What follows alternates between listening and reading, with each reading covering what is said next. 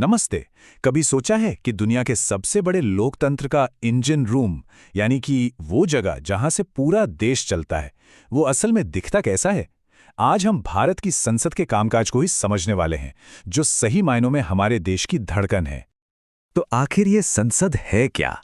देखिए, सीधे और सरल शब्दों में कहें तो ये देश की सबसे बड़ी, सबसे ऊंची कानून बनाने वाली संस्था है।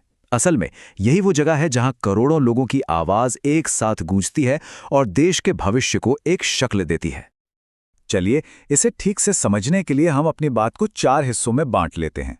सबसे पहले देखेंगे संसद का एक छोटा सा परिचय, फिर इसके 2 सदनों, लोकसभा और राज्यसभा के बीच के अंतर को समझेंगे। उसके बाद देखेंगे कि ये काम कैसे करती है, और आखिर में इस बात पर गौर करेंगे कि ये हमारे लोकतंत्र के लिए इतनी जरूरी क्यों है। तो ठीक है, चलिए शुरू करते हैं पहले हिस्से से, भारत की संसद का परिचय। अब देखिए, भारत की संसद कोई एक अकेली बिल्डिंग या एक कमरा नहीं है। ये एक, जिसे कहते हैं बाइकैमरल सिस्टम, मतलब एक द्विसदनीय प्रणाली है, जिसका सीधा सा मतलब है कि इसके 2 अलग अलग सदन हैं। और यहीं पर एक बहुत आम गलतफहमी होती है। ज्यादातर लोग सोचते हैं कि संसद का मतलब सिर्फ 2 सदन है, लोकसभा और राज्यसभा। लेकिन नहीं, इसके 3 हिस्से हैं। राष्ट्रपति भी संसद का एक अभिन्न, एक अटूट हिस्सा है। क्यों? क्योंकि कोई भी बिल, कोई भी विधेयक तब तक कानून नहीं बन सकता जब तक उस पर राष्ट्रपति की मुहर ना लग जाए। उनकी सहमति सबसे जरूरी है।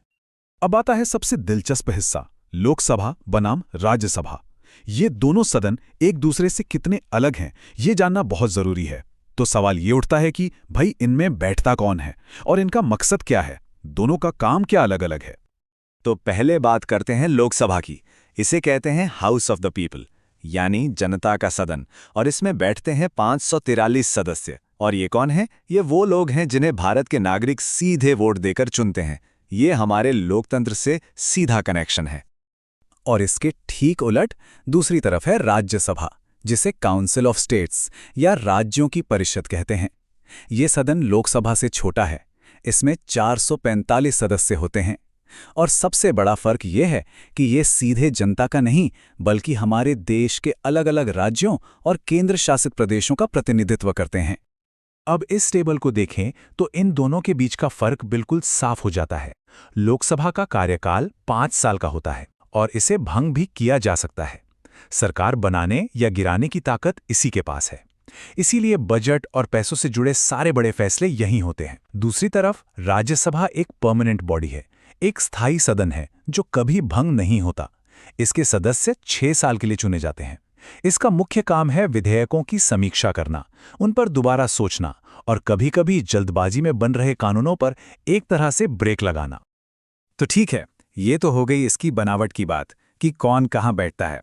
पर असली सवाल तो ये है कि संसद असल में करती क्या है, इसके काम और शक्तियां क्या हैं। चलिए अब जरा इसके असली इंजन रूम में झांकते हैं। मोटे तौर पे देखें तो संसद के 5 मुख्य काम हैं। सबसे पहला और सबसे जरूरी लेजिस्लेटिव, यानी देश के लिए कानून बनाना। दूसरा फाइनेंशियल, यानी सरकार के बजट और टैक्स को मंजूरी देना कि पैसा कहां से आएगा और कहां खर्च होगा। तीसरा एग्जीक्यूटिव कंट्रोल, यानी सरकार पर लगाम कसना, मंत्रियों से सवाल पूछकर उन्हें जवाबदेह बनाए रखना। चौथा कॉन्स्टिट्यूशनल, यानी जरूरत पड़ने पर हमारे संविधान में संशोधन करना। और पांचवां जुडिशियल, जी हां, इसके पास न्यायिक शक्तियां भी हैं, जैसे राष्ट्रपति जैसे बड़े अधिकारियों पर महाभियोग चलाकर उन्हें पद से हटाना। अच्छा, ये सब तो ठीक है, पर एक छोटा सा आइडिया, एक विचार, आखिर पूरे देश का कानून बनता कैसे है? ये एक बड़ा सवाल है और इसका जवाब हमें संसद के सबसे जाने पहचाने काम, यानी कानून बनाने की प्रक्रिया की तरफ ले जाता है। तो देखिए, किसी भी बिल के लिए कानून बनने का सफर काफी लंबा और कह सकते हैं कि मुश्किल होता है। सबसे पहले बिल को किसी एक सदन में पेश किया जाता है, इसे कहते हैं फर्स्ट रीडिंग।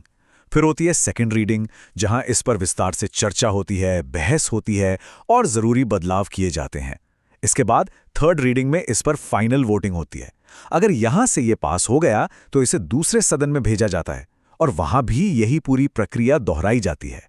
और जब जब ये दोनों सदनों से पास हो जाता है, तब जाकर ये राष्ट्रपति के पास पहुंचता है और उनके दस्तखत के बाद ही ये कानून का रूप लेता है।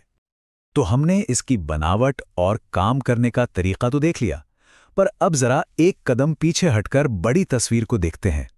समझते हैं कि लोकतंत्र के एक स्तंभ के तौर पर इसका असली महत्व क्या है और आज इसके सामने क्या चुनौतियां खड़ी हैं। ये एक बहुत गहरी बात है। संसद जनता की संप्रभुता का प्रतीक है। इसका मतलब है कि असली मालिक जनता है और संसद उसी जनता की ताकत का सिंबल है। यही वो मंच है जो लोगों की उम्मीदों और आकांक्षाओं को आवाज देता है, सरकार को उसकी जिम्मेदारियों की याद दिलाता है और पूरे देश को एक सूत्र में पिरोकर रखता है। लेकिन हकीकत यह भी है कि आज संसद की राह में कई बड़ी चुनौतियां हैं। हम अक्सर देखते हैं कि सदन में काम से ज्यादा हंगामा होता है, कार्रवाई बार बार रुक जाती है, कई बार जरूरी मुद्दों पर बहस बहुत सीमित हो जाती है। मनी बिल के प्रावधानों के इस्तेमाल पर भी सवाल उठते हैं। राजनीति में बढ़ता अपराधीकरण और संसदीय समितियों की घटती भूमिका, ये सब ऐसे मुद्दे हैं जो इस महान संस्था की प्रभावशीलता पर असर डालते हैं। और ये सारी बातें हमें एक बहुत ही जरूरी सवाल पर लाकर खड़ा कर देती हैं। संसद की गरिमा और इसकी काम करने की क्षमता को आखिर कैसे बनाए रखा जा सकता है? ये एक ऐसा सवाल है जिसका जवाब किसी एक के पास नहीं है, बल्कि इस पर सोचना हम सब की एक सामूहिक जिम्मेदारी है, ताकि लोकतंत्र की इस सबसे मजबूत नींव हमेशा सलामत रहे।